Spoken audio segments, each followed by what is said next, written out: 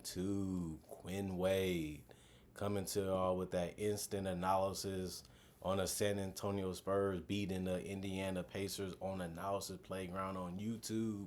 The Spurs go to 20-22. The Pacers go to 24-20. This was the first time that they played against each other all season, and they actually play against each other 2 days from now, which is going to be fun. Hopefully, the Pacers can be more prepared and play a better game instead of getting blown out by 30. But I told you guys, when the Spurs are communicating and they're knocking down their shots, especially from the perimeter, they can be a tough team to guard because they do have athletes. They do have Victor who can take over a game and dominate a game, and he can allow people to play off him too. And that's what make them a tough team. But the Spurs have been their own worst enemy this season sometimes, thinking too much, trying to figure things out, trying to do too much, trying to settle for too many shots instead of being aggressive looking for better shots or even creating better shots. That's been their Achilles heel, why they haven't locked up a playoff spot this year and why they have to continue to compete to be able to get into that top 8 or at least a play-in situation. But this is a team where everybody knows how good they are and everybody know how tough they are to beat, but sometimes they just don't have it, and sometimes they just can't make shots. And sometimes that's what being one of the worst things about them this year, as they are playing their first year together, and they have put a lot of new talent around Wemby and some other players too. And now the expectations are higher because of that, and they haven't really been able to live up to it much this season. But they had a point where they looked like a playoff team, and they need to get back to that. Still hope that Greg Popovich gets better and gets healthier because he's just an amazing man and an amazing coach and just an amazing person. And it's just good to see him do better just for those reasons. But other than that, the Spurs really played a good game, even from the bench to the starters. And that's what you want to see. And Harrison Barnes starts off with 20 points, plus 25 and plus minus 2 personal foul. He did have 2 steals, 3 assists, 7 rebounds, 4 of them was offensive, 2 of 2 from 3, 9 of 10 from the field. This is an excellent game. Just took smart shots and really torched their defense is what the Spurs did. Like, they got quality shots basically all game. And some shots they just took, they didn't really have to do that. But even those shots was going in tonight. And Harrison Barnes just looked it good. He really did. He still looked it like he got a lot more left in the tank tonight. And it was just getting to the basket and stuff like that that he can do. And he showed why they wanted him to be picked up by this team tonight. Victor Wembanyama was just dominant. He got his 30. He got his 11 rebounds. He only needed 1 offensive rebound tonight. And he had 6 assists, 1 steal, 5 blocks. Just a monster in the paint. He did have 4 turnovers, though. He was 4 of 11 from 3. He was really letting them fly. He was 13 of 21 from the field. I'm just glad that he just didn't keep taking threes, and that's all he was going to do today. He even knocked down some tough mid-rangers. He has to do that, basically, because sometimes the shot clock be low, or there is nothing better just to shoot over a smaller defender. He was making them, and he was also getting some dunks in the paint, and he even threw an alley-oop to himself and was able to finish it. So he really had it going, and he really put on a show for the fans in Paris tonight. And Christopher Emilio Paul, he didn't shoot the ball good because he was 1 of 5 from 3, and that was his only shots, and he had no free throws. But I like the 8 rebounds. I like the 7 assists. I like the 1 steal. He only had 1 turnover and 1 personal foul. That's just shows you that he wants these guys. He came to play with these guys. They wanted him to be their point guard. They wanted him to be on this team, but he came for that reason. And he's just making everybody better, everybody smarter, and making their development go faster. And that's one thing that he can do, which he has done for so many other teams throughout his NBA career. Devin Vassell, 25 points, plus 23 and plus minus 2 personal fouls, 2 turnovers, 2 blocks, 2 steals, 4 assists, 3 rebounds, 2 of 2 from the free throw line, 5 of 6 from 3, 9 of 13 from the field. He was really knocking down shots, especially from 3. They needed it, and he got good looks all game. He just got them to go too, and his defense was there. Like, he was moving his feet, standing in front of guys, making it tough and hard to be able to create a shot or a separation to get a better look. That's what you need him to do, and he was able to get a couple steals and a couple blocks for his activity and his effort. And then Stephon Castle, he was 3 of 9 from the field, 1 of 3 from the 3 point line. He did get to the free throw line, made all of them. He was 2 of 2 from the free throw line. He did have 3 assists, but he had those 5 turnovers in 24 minutes. They didn't really need him to do much after that. He did get one personal foul. He was plus 12 and plus minus.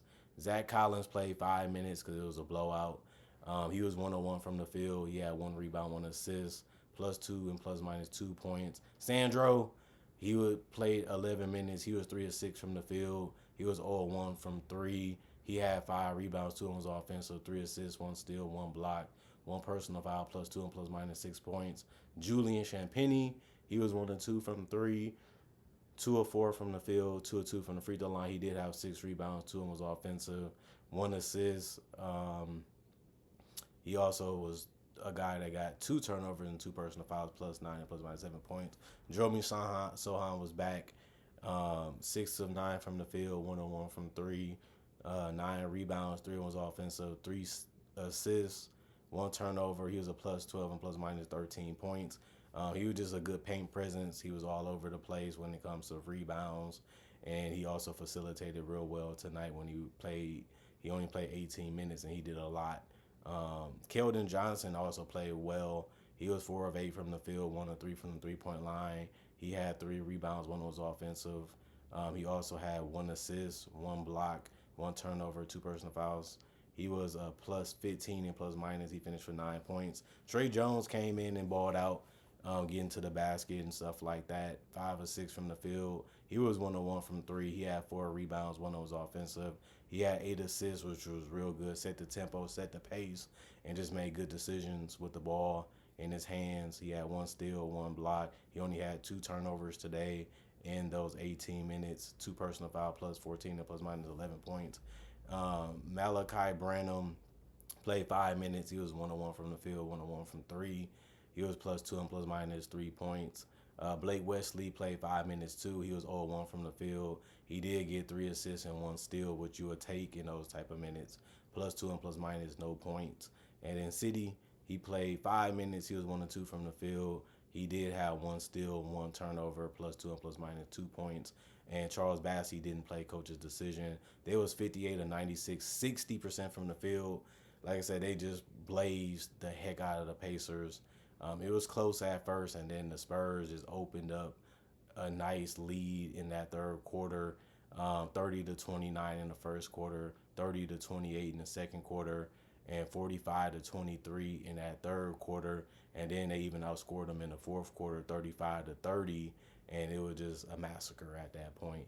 But they was 18-36, 50% from 3, and there was also 6 of 6 from the free throw line, 100%, which is good to do as a team. They had 57 rebounds.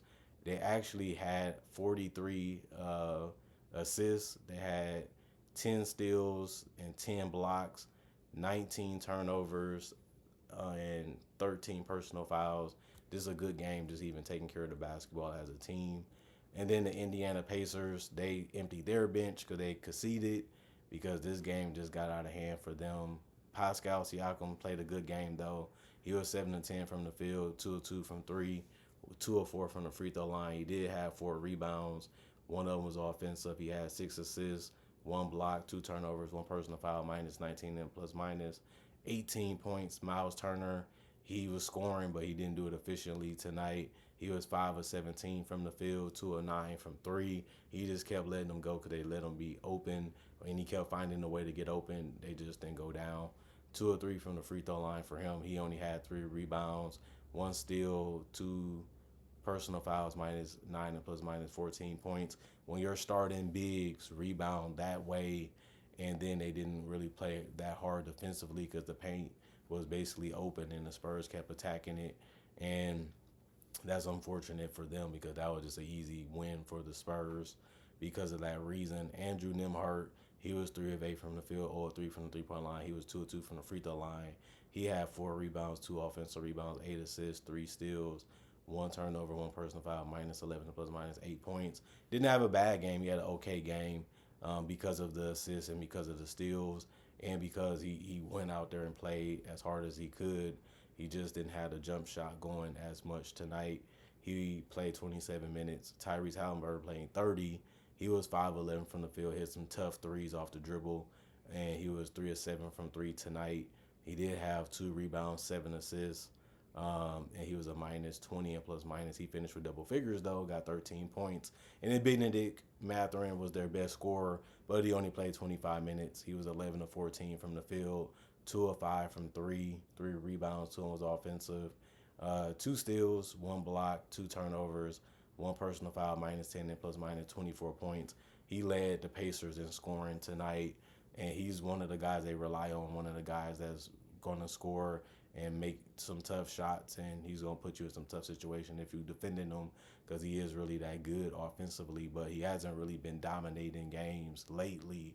And I would call this a great game. It wasn't a dominant game, but it was great by him because he was efficient, but he didn't really affect other categories outside of defensive things, which you still want him to do a little bit more consistently when it comes to that. But other than that, Obi Toppin for the bench, he played 19 minutes. He was 4 of 7 from the field, 3 of 5 from three, 2 of 2 from the free throw line. He only had 3 rebounds, 2 assists, but he did get 13 points. The crazy part about it is that was the most points off the bench, and nobody else really came close outside of Thomas Bryant.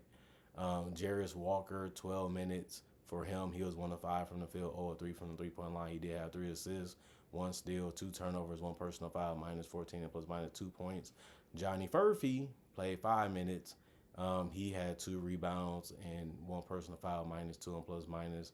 Aaron Neesmith, 19 minutes for him. He was 1 of 5 from the field, 0 of 2 from three, 1 of 1 from the free throw line. He did have 3 rebounds, 1 assist, 2 turnovers, 1 personal foul, minus 18 and plus minus 3 points. Thomas Bryant was 4 of 5 from the field and 1 of 2 from three. He did have 3 rebounds too. It seemed like everybody had that on this team. Minus 7 and plus minus 9 points. That's a good game from him in 14 minutes. You would take it. TJ McConnell, he didn't shoot the ball well either. 16 minutes for him. He was 2 of 9 from the field and 0 of 1 from three. No free throws.